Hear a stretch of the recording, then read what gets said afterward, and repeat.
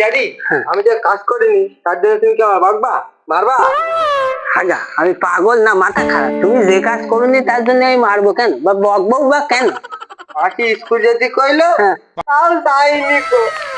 তুমি সে গরুর ভুসি আনতে কইলে, তাও আনিনি কো। দেখেছো?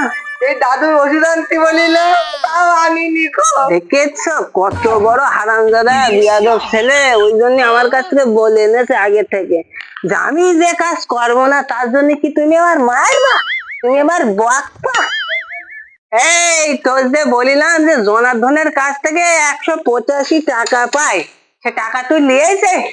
নিয়েছি, সে গোলমাল হয়ে গেছে। কেন গোলমাল হতে গেল কেন? আমার হাবা গোবা পেয়ে বলে নেই, আমার ঠকে দিতে ঠকিয়ে দিতে চাইলো মানে? ঠকিনি কো। কেন?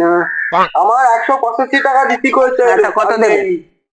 কত দেবে? 50 টাকা কেন নেবো? আমি তুই তার থেকে তুই ভালো আমার 180 টাকাই দে। তারপর সে তর্ক বিতর্ক পরে 180 টাকা নিয়েছি।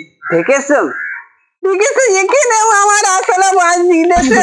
ও যেটা বলি সেটা করে না, হারামজাদা ছেলে মিলে। হ্যাঁ, কিন্তু ছেলে নিয়ে আমি জমিয়ে পুড়ে মারলাম। হ্যাঁ, যাই হোক, তোর যে আমি বলিলাম যে 500 টাকা ভাঙে নিয়ে আসবি, সে টাকা নিয়ে আসিস? হ্যাঁ নিয়েছি। হ্যাঁ, তা দে হারামজাদা। এই কথাটা শুনলি না? তুমি আমার কোলে করে চুমু খাওয়া। কোলে করে চুমু খাবো?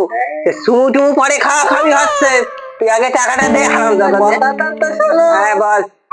আমি তোমার টাকা নিয়ে ভাড়াতে যাচ্ছিলাম।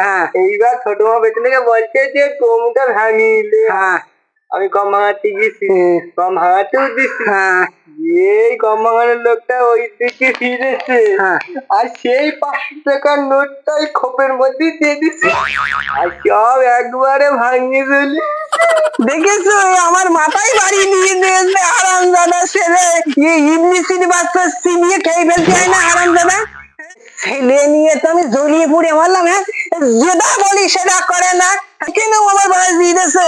তাহলে তো পাবলিক ফুরুক করে ছাড়বে। হ্যাঁ, এমনি করে বেরিয়ে আয়, তোর ছেলের সিনিয়ে খাবো, মেরেই ফেলবো, মেরেই ফেলবো, মেরেই ফেলবো।